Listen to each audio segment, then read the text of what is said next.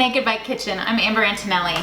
Cashew milk is one of my weekly recipes that I make even twice a week sometimes, and I have it for my morning coffee, my favorite part of the day, and also I use it for anything that milk would require, like cereal, oatmeal, some vegan desserts, and non-dairy milks have become very popular these days. So you'll find them on the grocery store shelves and also in the refrigerator section.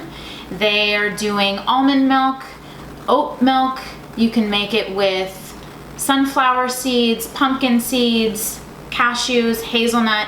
Cashews happen to be my favorite. And the reason that I like the cashews more than anything else is that after you blend it, you don't have to strain it through a fine mesh cloth in order to get the milk nice and smooth. Which, with almond milk specifically, not only are you left with a bunch of pulp that you have to figure out what to do with, but then it's one extra step. And I can be a little lazy, so I like to make it as streamlined as possible. So raw cashews is what you're gonna start with. And they are, you can tell that it's raw because they're white. And the difference between these and the other ones is that the toasted ones have a little bit darker of a color. They're usually coming salted. You can use those to make the milk, but they're gonna have a little bit different of a flavor, a little more nutty. But I have used them for emergency purposes because I will not go without my morning cup of coffee. I'm gonna tell you that right now.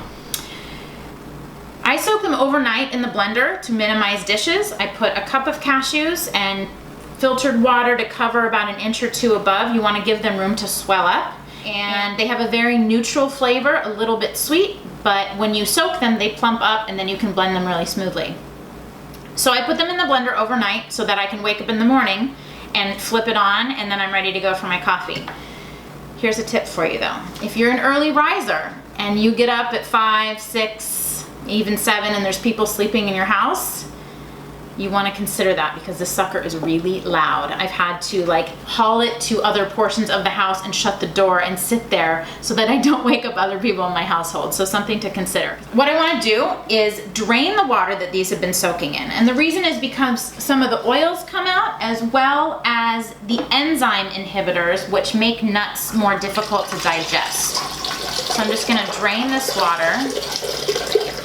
You definitely want to use filtered water, not only for the soaking, but also for the blending, because city water out of the tap has a lot of heavy metals, pharmaceuticals, stuff that you don't want to eat. You don't want to ingest into your body.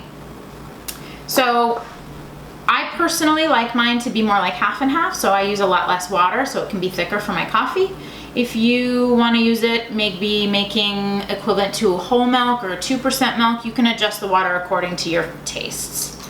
So I'm going to do a couple of teaspoons of vanilla extract. Make sure that it's real, none of that artificial stuff now, people. And you can also, if you wanted to make it even more flavored, you could do cinnamon, you could do a couple of dates to sweeten it. You could put some stevia, even some honey or maple syrup. You can also make it chai spiced or chocolate. Chai would be maybe some cloves, cinnamon, a little bit of ginger. Chocolate, obviously cocoa powder. And then I'm gonna blend it on high, start it on low, and then blend it on high for about 45 seconds.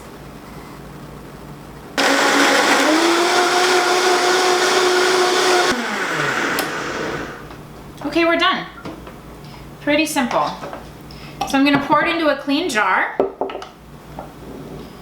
I like to use a jar that has a pretty wide mouth so I can get a sponge or a cloth in there to clean it, because the film that the cashew milk leaves gets hard to remove if you have a narrow mouth bottle or something. And then I'll store this in the fridge for 3 to 5 days. I don't like to put it in the door because the opening and closing of the door will warm this up a little bit too much and it'll spoil more quickly, so I keep it in a little bit in the back of the refrigerator. And I use this for pretty much any nut milk application, or excuse me, any dairy application. I will use it for my coffee, of course. I use it in cereal, in oatmeal, and like chia seed pudding, any kind of dairy, non-dairy dessert. That pretty much is it. For this recipe and more, you can click the link below. It'll take you to thenakedbite.com. You can also follow us on Twitter, Instagram, and Facebook for more recipes and health tips. Thanks so much for watching and learning to make healthier choices one naked bite at a time. Ciao.